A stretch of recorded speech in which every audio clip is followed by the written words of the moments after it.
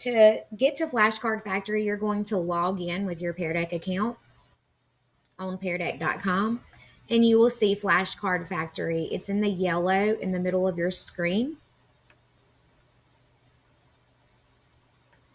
It will automatically upload a blank Flashcard Factory. But if you want to look at one of the ones they already have created, you can click the three lines at the top left-hand corner of your screen, click Find Vocabulary List, and you will be able to scroll down and see vocabulary lists from kindergarten through 8th grade. And those are pre-made lists that have words that students should know within that grade level. But for today, we're going to create our own. And since we're talking about communication,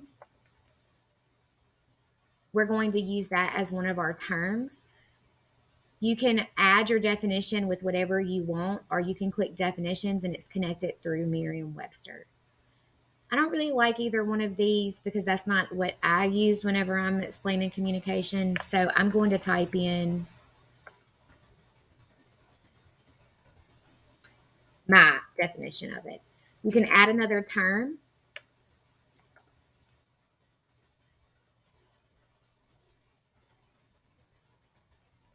And for critical thinking, let's say we want to encourage critical thinking. You can actually leave the definition off and encourage your students to really think about some of the words that you've been using in class.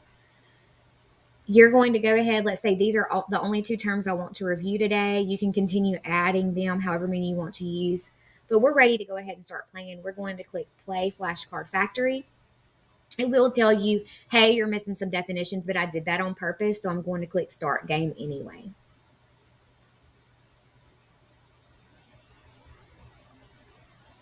It's going to make sure that you can see this on the projector. You're going to click, okay, I see this on the projector. And your students can join Flashcard Factory by going to joinpd.com and typing in this code.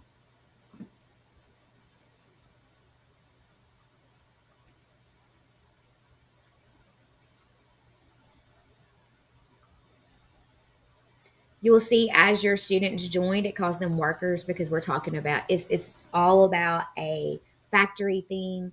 So once you see all of your workers or students joined, you're going to click Clock In.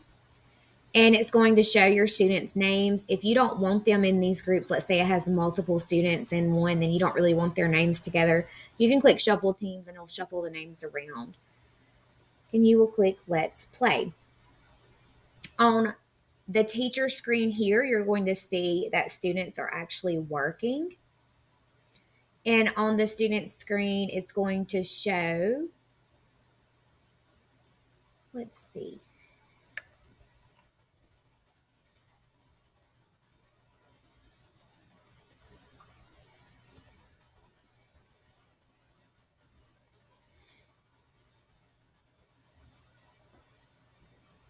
It'll show for your students to draw an example. So they'll draw an example of critical thinking, and I want to draw a brain. Let's not talk about my drawing here. We're going to pretend like this is a brain. They can change their colors, whatever they want to do, and they'll click I'm done drawing, and then write an example of critical thinking. Once they click I'm done writing, they're going to be able to view their flashcard and click looks good, ship it. You'll see on the teacher screen that it's going to actually drop down as students are answering, and you'll see that whoever this is in the orange, that's the orange team, they're done, and other students will continue working. I'm going to give it just a few seconds to see if any of my workers get finished. Look, the blue team, oh, and another orange team. It shows them, and again, it's real fun. It kind of drops on however they work, and it shows the assembly line. Let's say they're finished. We're going to click Quality Control, and you're going to be able to review with your students if this is a true representation of this definition. You can vote yes or no. You can prompt discussion on is this communication, whatever the case may be.